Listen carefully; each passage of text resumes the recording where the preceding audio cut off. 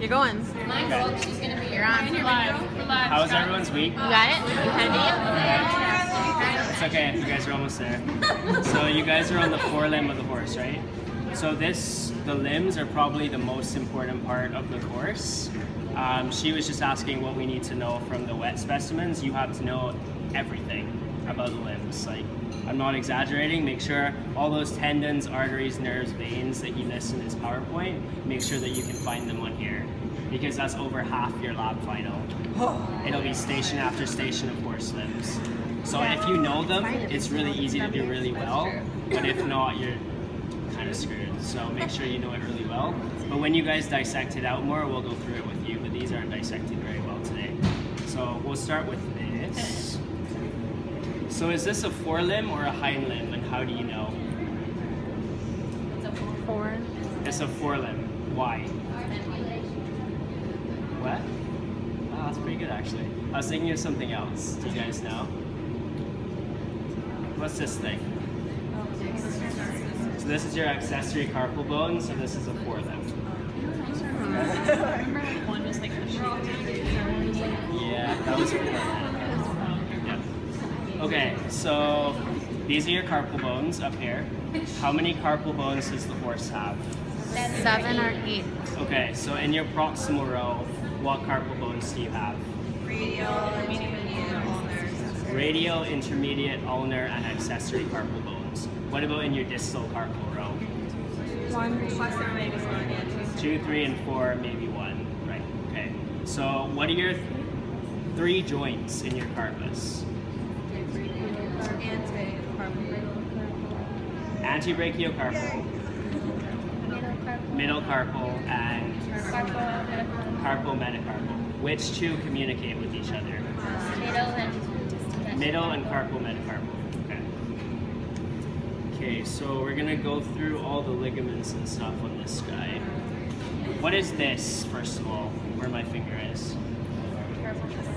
Yeah, that's your carpal canal. What are the boundaries of the carpal canal? Palmar carpal ligament Yeah, so where would your palmar carpal ligament be on this guy? on the bone. Yeah, so this part up here, it doesn't really look like a ligament, but if he puts a pin in here, he wants palmar carpal ligament. See it? Can I see that? Yeah. Okay, so what are the other 2 boundaries of your carpal canal? accessory carpal bone and your tensor fascia retinaculum. Your flexor retinaculum. Flexor. Yeah. So we have our palmar carpal ligament, our accessory carpal bone, and our flexor retinaculum. So those 3 make up your carpal canal, which is this area in here. He loves that, you need to know it. And pretty much every important structure to the forelimb passes through this canal. That's why it's so important. Okay, do you guys know what this is? Yeah, so this is your accessory ligament. What's another name for it? Check ligament. Your suspensory ligament is your interosseous muscle. Okay, so this is your palmar carpal ligament, and the extension of your palmar carpal ligament is your accessory ligament or check ligament. Know both names because you can use whichever he feels like. Yeah. What is this attached to? This attaches to your deep digital flexor muscle, which is cut off on here. The tendon's cut off in this guy.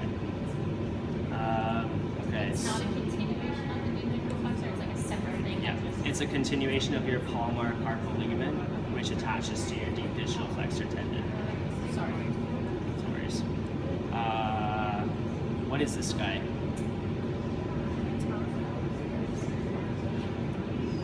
So it ends at the carpus. It doesn't continue further. So this is the tendon of your extensor carpi radialis. Does that make sense to everyone? Okay. What is this one? Common digital extensor. Yeah, so this is your common digital extensor tendon. Remember to say tendon if it tags these. Okay. So if this is your common digital extensor, what would this one be? Lateral digital extensor. This one is nearer to the accessory carpal bone, and you know the accessory carpal bone is lateral and palmar, right? So then this is your lateral digital extensor. Does that make sense? So what is this one? Suspensory ligament. So this is your suspensory ligament. What are the other names for it? Interosseous muscle. Interosseous muscle, or I believe proximal sesamoidian ligament as well. Know all three of those, so you can use them interchangeably. What was But- that? No, no worries. Sesamoidian ligament. Yeah, so this is your interosseous muscle, or suspensory ligament, or proximal sesamoidian ligament. My friend in upper term told me that he tagged this for them and then asked for like 2 other names for it. So he So know all 3. He didn't do that for us, but he's done it before apparently. So this is probably the most important tendon in the horse limb. He'll probably tag this on a dry specimen and on a wet specimen as well, because it's really important. So know where it is. So what are these guys right here? Yeah, so these are your extensor slips of your interosseous muscle. Do you guys know why those are important? They prevent overextension. So if you follow your interosseous muscle, you can see that these guys come off of it, right? So if he tags them, you would say extensor slips of interosseous muscle. Okay? Okay. So what are these? Yeah, so these are your proximal sesamoid bones. What would this area in here be? Has he gone through this with you guys yet? Sorry? I don't think so. Proximal scutum, does that sound familiar? No. Okay, well he'll go into that with you guys. The intersesamoidian ligament is going to run between the 2 sesamoid bones, makes sense, right? Intersesamoidian. But you can't really see it properly on this guy. What would this be right there? Yeah, so this is your straight sesamoidian ligament. What's the other name for it? Superficial. So superficial or straight sesamoidian ligament. Okay, what about these ones on the side? Yeah, so these are your oblique or middle. So oblique or middle sesamoidian ligaments. Again, wherever there's 2, 3 names, know them all, because he can use whichever name he wants to. Okay? And then what sesamoidian ligaments are going to be found under these 2? Deep. And what's the other name for that? Cruciate. And what was the other one? Short. But you can't see them on this guy. They'll be underneath the superficial and the oblique. Did he point those out too? The short? On the wet specimens. Yeah. Okay. I think that's it for this guy. Are you guys happy with that? Does that make sense? Is that all okay? You have to know all of those tendons on both the dry and the wet specimens. They're really important for this part of the course. Okay? Okay, let's do this again. Okay, so I don't really care if this is a fore or hind limb. I just want to show some stuff to you guys. So what would this be? So this is a metacarpal bone, but which one? 3. What's it also known as? The cannon bone. Yep. What's this? Yeah, so this is your long pastern or proximal phalanx. What about this one?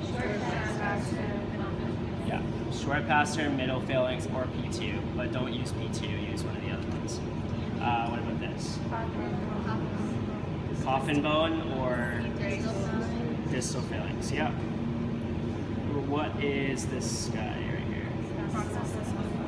Proximal sesamoid bone and navicular bone or distal sesamoid bone, yeah. Okay, so what's this joint right here? Yeah, so this is your fetlock joint or metacarpophalangeal joint. So just look at what it's going between. It's going between your metacarpal bone and your phalanx, so metacarpophalangeal joint. I think he mentioned in your notes something about a dorsal extension of the joint capsule or something. Do you guys, does that ring a bell? That's this right here, that space. So if he does tag it for whatever reason, that's an extension of your fetlock joint. Just say dorsal extension of the joint capsule of the fetlock joint or something like that. Okay? What is this joint right here? Pastern or proximal interphalangeal joint. Yeah, but what about this one? Coffin joint or distal interphalangeal joint? Okay, so what is, I don't know if you guys will be able to see this. What is this? See, there's a little like fiber thing connecting P3 to the distal sesamoid bone. Can you guys see what I mean? That little like fiber thing right there. You guys know what that is? That's your distal sesamoidean impar ligament. Did he talk to you guys about that yet? Today. That was tied for us. Yeah, what is it? Distal sesamoidean impar ligament. Okay, so know that. But he'll probably go over it with you guys more if he hasn't yet. So you can kind of see a tendon in here. What would that be? It's running on the dorsal surface. So what would that be? Yeah, so this is your common digital extensor tendon. What is it attached to? The extensor process. Do you guys know why the extensor process is important? Because it fractures frequently, so he likes you to know where it is. So this is your extensor process right here on P3. Cool. So this tendon right here, what would this be? What do you guys think? Yeah. This is your deep digital flexor tendon. Do you know why? Yeah, so this one is inserting on P3, if you follow it. So this is going to be your deep digital flexor tendon. So that makes this one inserting on P2 what? Your superficial digital flexor. Cool. So see, there's a lot of stuff he can tag you on this and this guy, and the wet specimens. So know these like the back of your hand, you'll be fine. And when you guys do the hoof, go through it as well, because he loves the hoof. He likes these dry specimens. There's a bunch of them in there, and he likes all of them. Why do you like Take them out, go Just through check it. them out. Especially for the height. Yeah. Okay, so we wanted to show you guys like a lot of stuff on these, but you guys haven't really gotten very far, so we'll just work with what we have. It's okay. We'll do it next week. Okay, so can't really tell. If there was a nerve entering this area, what would it be? This would be your suprascapular nerve, because it goes between your subscapularis and your supraspinatus muscle. Okay? Sorry that you guys can't see. Don't worry, I got you. Okay, so what is this nerve right here? This whole... Brachial plexus. Yeah, sorry. So specifically this part? Subscapular. So just look at where, remember in term 1, they were like, name it wherever it's going. So even though it looks like there's 3 going to the same place, if you tag any of these, it would all be subscapular nerve, because that's where it's going. It can be more than one, depending on the animal. Okay?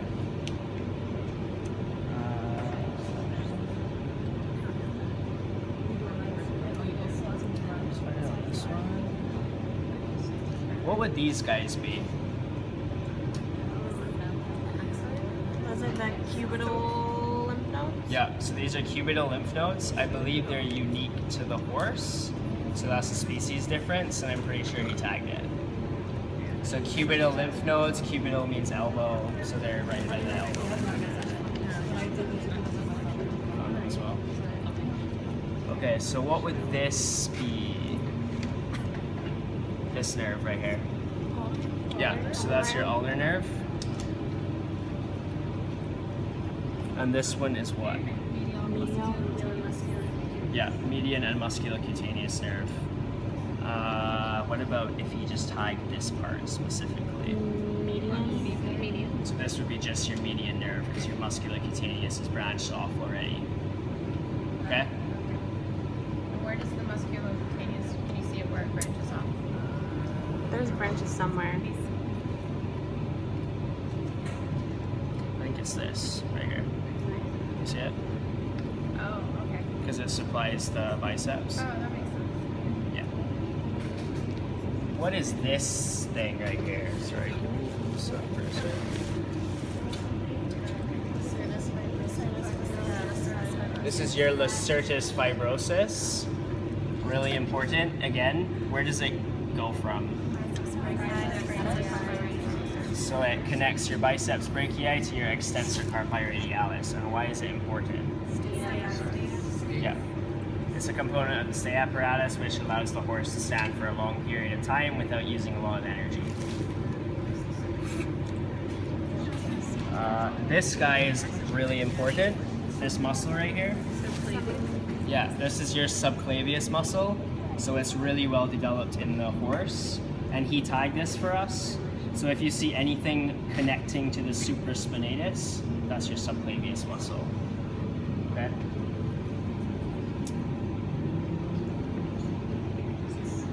Yeah, there's a bunch of stuff that we have to show you, like down here, but we'll probably do that next week when you guys have actually dissected it all What out. about all these muscles? You can go through them if you want. What is this guy? So you're on the medial side of the limb.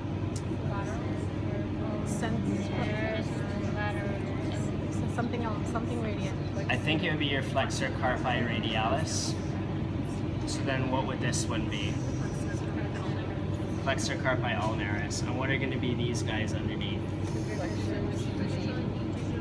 Superficial and deep digital flexor. Cool. But he didn't really get into too many details. On the limbs it was mostly arteries, veins, nerves, and then like the ligaments and the species differences. Was there pigs on the final?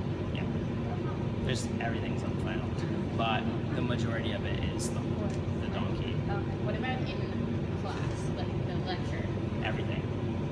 It was like weighted evenly?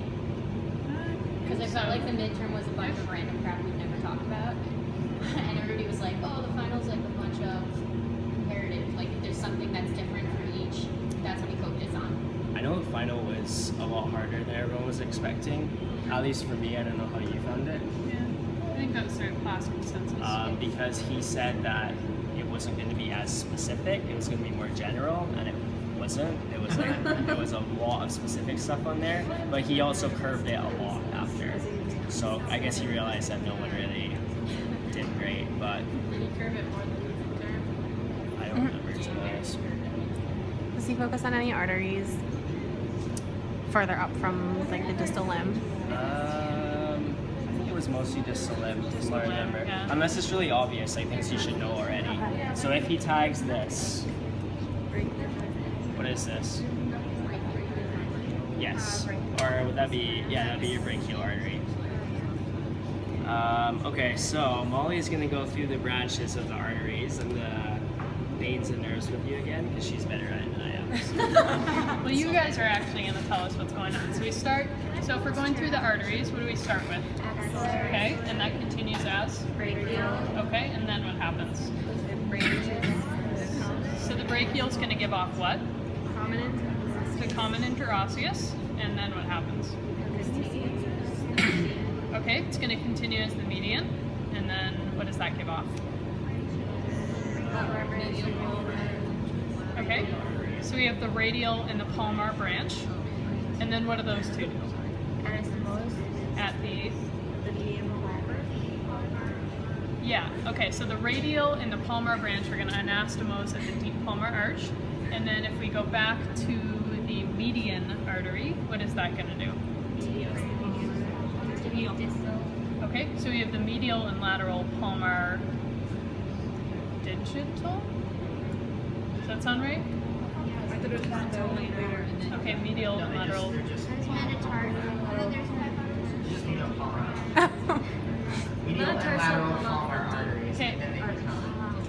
Okay, so we have medial and lateral palmar arteries that eventually become the medial and lateral palmar digital arteries. Okay. And we have a superficial arch in there somewhere. The terminal arch? We have a terminal arch. And then the... Okay, so we have Okay. we do have a deep and a superficial. Let's see if I remember, because this took a lot to learn. But he will ask you those specifics, especially on the lecture exam. On the labs, it's pretty much just the main thing. So, what is the main artery that supplies the forelimb? Medial palmar artery. That's going to be tagged 100% for sure on your lab exam. You guys will find it next week, hopefully. Okay, so we go subclavius artery, then what? Axillary, then brachial.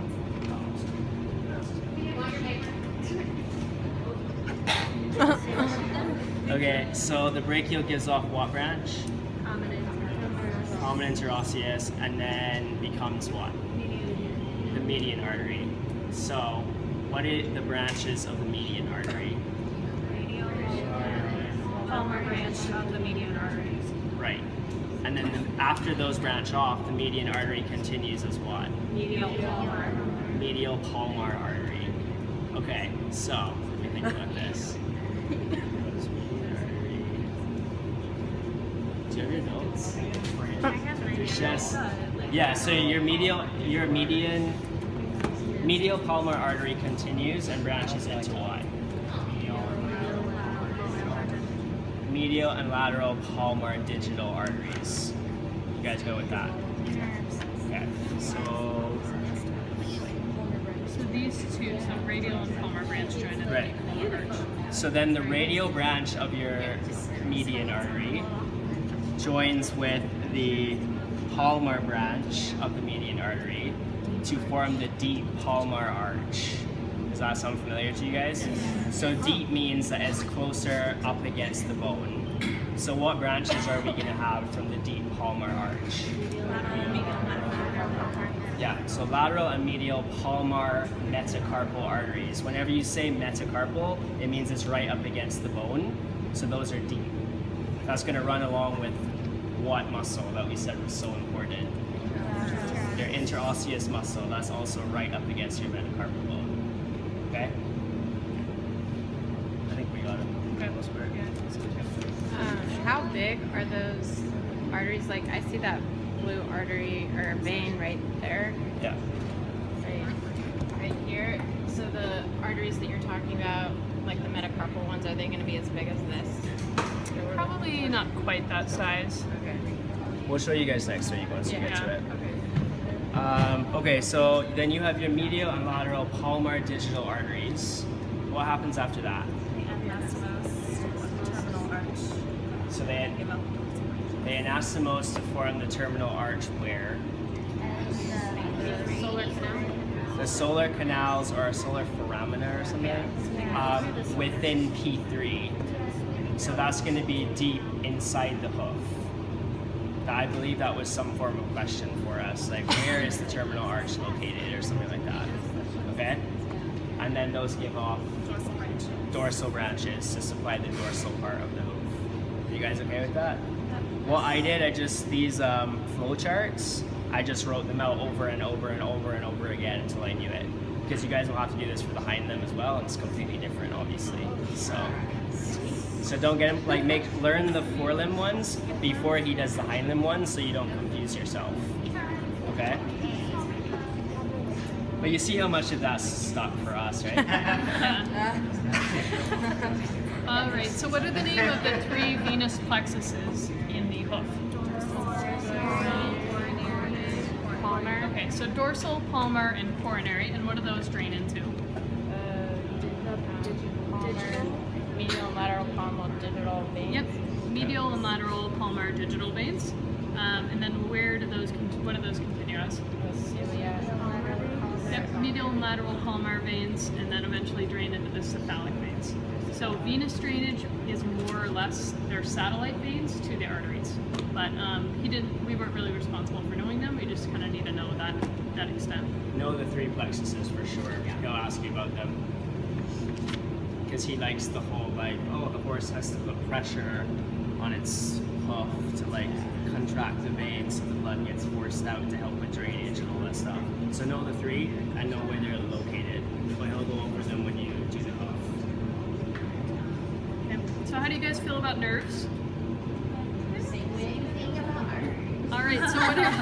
So what are the 2 main nerves that we talk about in the thoracic limb? Median and ulnar. Okay. So if we start from the top, what does the median branch into? Yep, medial and lateral palmar nerves. Do they have any communication between them? Yes. What's it called? Communicating branch. Communicating branch. So medial palmar and lateral palmar each continue as what? Medial, lateral, palmar, digital artery. Yep. Nerves. Nerves. One of those. Yeah, medial and lateral palmar digital nerves.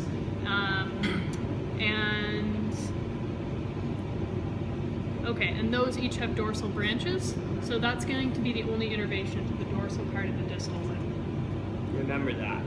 It's different in the high limb again.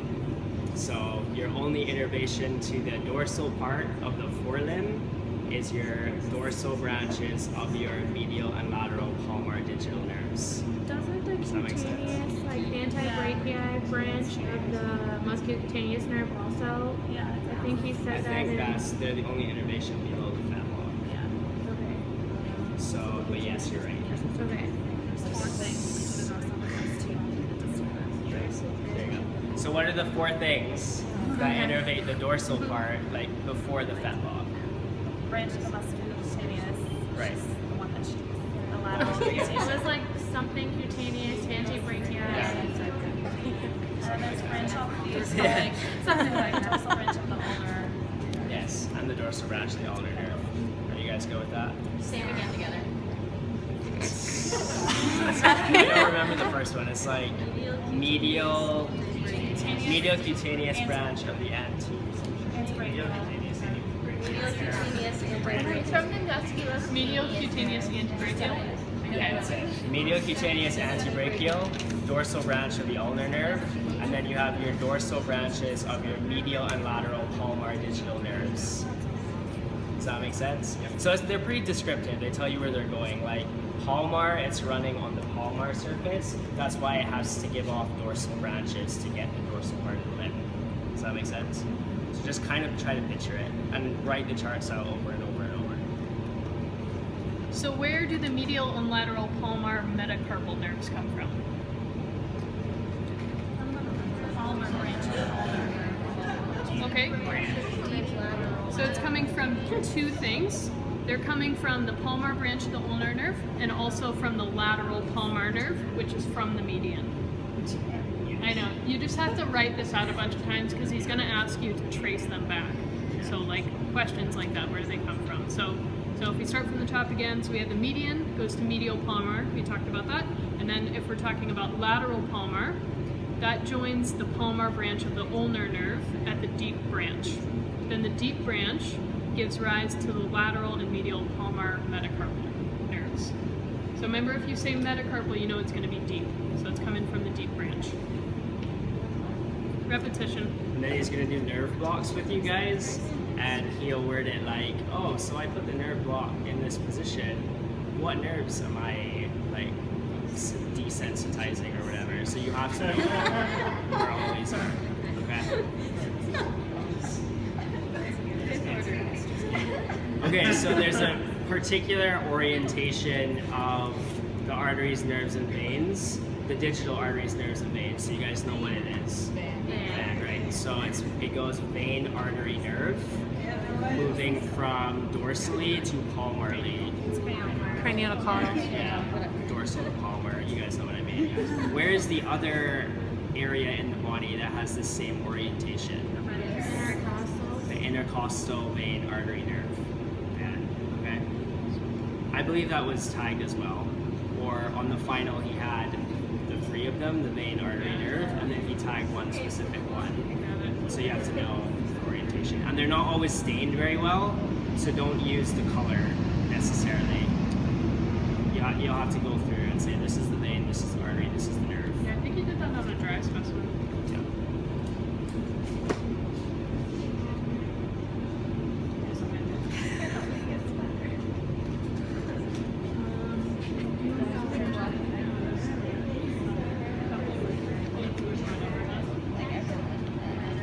Okay, so were you guys really confused with all the neck muscles? Yes.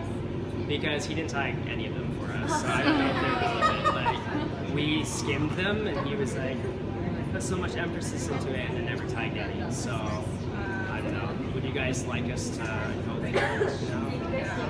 No. We had one hanging donkey specimen. That was it on the final exam. The others was all parts, like things taken out.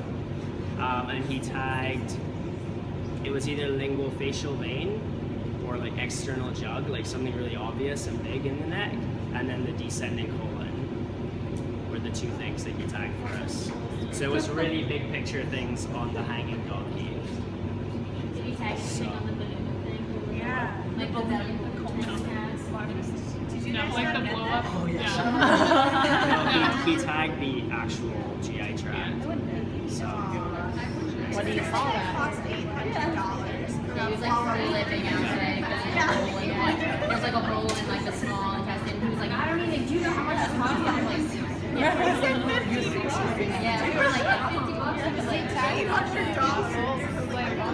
was like, is that an embarrassment? Like a bunch of muscle. Like, yes, I know. not really. Just the species differences, which we'll show you when you actually dissect them out. The good news is that pretty much everything else that you guys are going to do, you've covered in class for the most part, besides the limbs.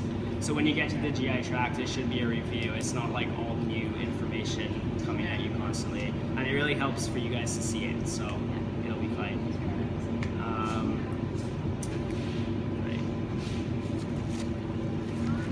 Right. Okay.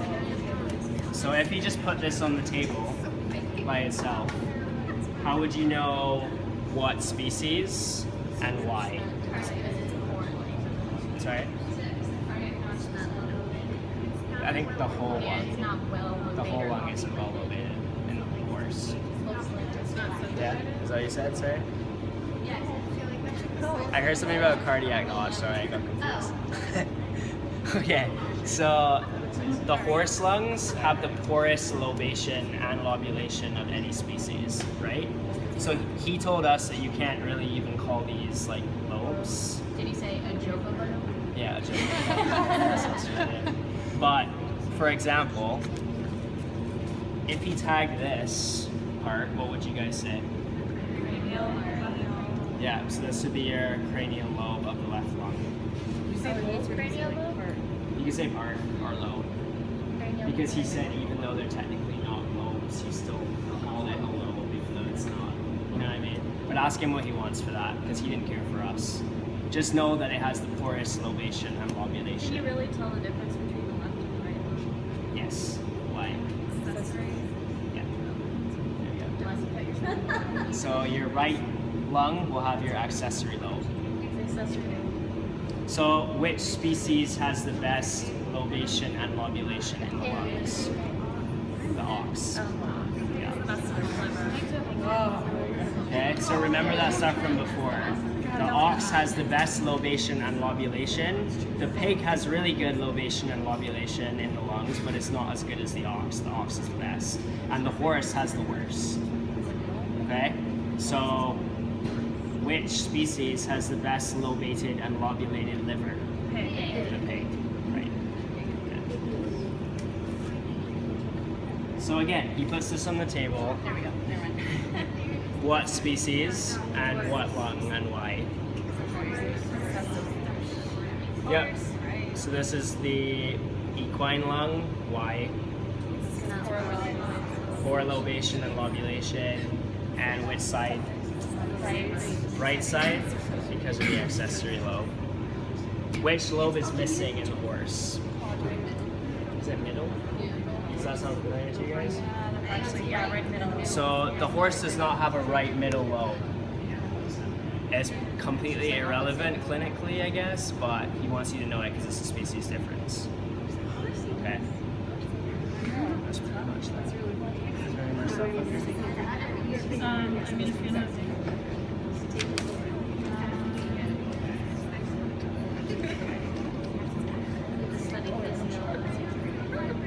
Okay, so what 3 things prevent overextension of the carpus?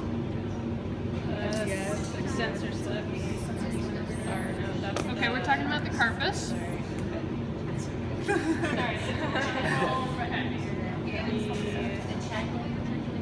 Okay, so the palmar carpal ligament. Okay. The shape of the carpal bone The shape of the carpal bones and the flexor muscles. and the flexor muscles. Yeah. Okay. He likes that. And then what again would we call this? The check ligament, which is an extension of the palmar carpal ligament. And the palmar carpal ligament is an extension of the joint capsule.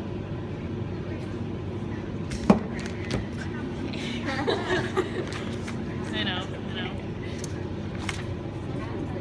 So we pretty much talked about all this. I think that's pretty much it. Yeah. Can you think of anything else? And he just started osteoarthritis. Okay, what is the most stressed joint in the horse's body? Okay, fetlock. Why?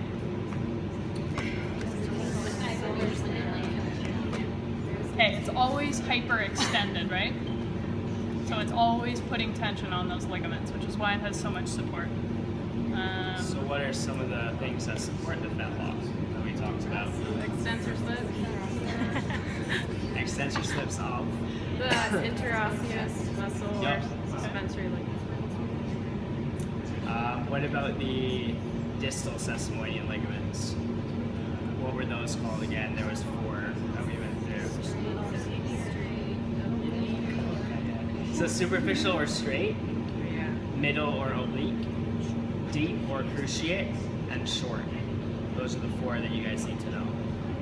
Okay. What is the name of the ligament that attaches the navicular bone to P3? Yeah, it still says. Yeah, so the distal sesamoidean impar ligament.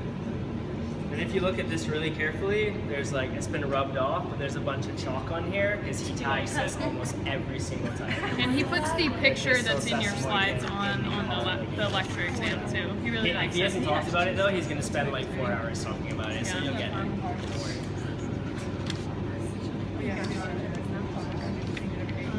Okay, so you talked about stay apparatus. Okay, so what is the function of the stay apparatus? Less energy. Yeah. So, give it the stay apparatus? He stopped No, it. He'll come back. He stopped a bunch of lectures like halfway through for us. Okay. Finishes them off later. Stop there. Okay, well I guess we won't go over it then. Well, just a heads up. This diagram right here, I'm pretty sure this was on the final exam of the stay apparatus. Right? Or It's upside down. So how this one. Oh, lied to me. Hold on. This one. Okay, got it. The stay apparatus is for them. And he'll ask you to label it. So, Oh, the fuse one was on there. the what? Probably was. Was it? Fuse one. Nice. Okay. Okay. Cool. All right. Thank you. That's all we got. Rock on.